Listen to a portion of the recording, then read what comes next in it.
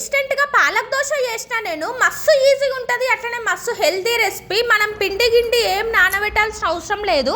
అప్పటికప్పుడే పాలక్ దోశ అయితే చేసేసిన. వీడియో స్కిప్ చేయకుండా మొత్తం చూడండి. టేస్ట్ గిట్లా మస్తు ఉంటుంది. ఫస్ట్ అయితే మనం పెసరపప్పు తీసుకొని ఒక 10-15 మినిట్స్ ముందు నానబెట్టాలి. టైం ఉంటే ఒక 1 అవర్ అయినా నానబెట్టొచ్చు. మిక్సీ జార్ లో పప్పు వేసి పచ్చిమిర్చి ఇంకా కొత్తిమీర ఇంకా కొంచెం పాలకూర అట్లనే కొంచెం అల్లం ముక్క వేసి మెత్తగా దోశల పిండి లెక్క పట్టాలి. ఇప్పుడు ఆ పిండిలో సాల్ట్ కొంచెం సోడా వేసి మంచిగా కలపాలి. ఇప్పుడు చట్నీ చేసేద్దాం. కొంచెం ఆయిల్, పల్లీలు, పుట్నాలు, పచ్చిమిర్చి అట్లనే కొంచెం అల్లం, వెల్లుల్లి ఇవన్నిటిని మంచిగా ఫ్రై అయిన తర్వాత మిక్సీ జార్లో వేసి కొంచెం జీలకర్ర, కొంచెం సాల్ట్, కొన్ని వాటర్ వేసి మెత్తగా చట్నీ వేసి పోసి పెట్టేసేయాలి. ఇప్పుడు దోశల ప్యాన్ తీసుకొని కొంచెం ఆయిల్ వేసి గంట నిండా పిండి తీసుకొని మరీ సన్నగా కాకుండా అట్లా దొడ్డుగా కాకుండా మీడియం గా వేసుకొని 2 సైడ్లు మంచిగా ఫ్రై చేసుకోవాలి దోశని. ఏమైనా డౌట్స్ ఉంటే ఫుల్ వీడియో లింక్ ఇచ్చినా తొందరగా యూస్ చేయండి. పెసరపప్పు పాలక్ దోశ రెడీ అయిపోయింది. Like and subscribe.